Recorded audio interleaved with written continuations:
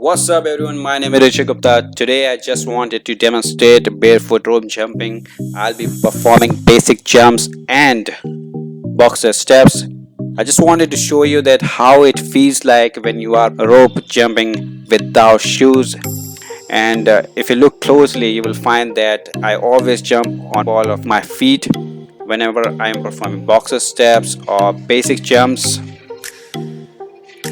Also wanted to explain you that barefoot rope jumping is not that good if you are rope jumping for a long time, because it can hurt your feet can get dirty.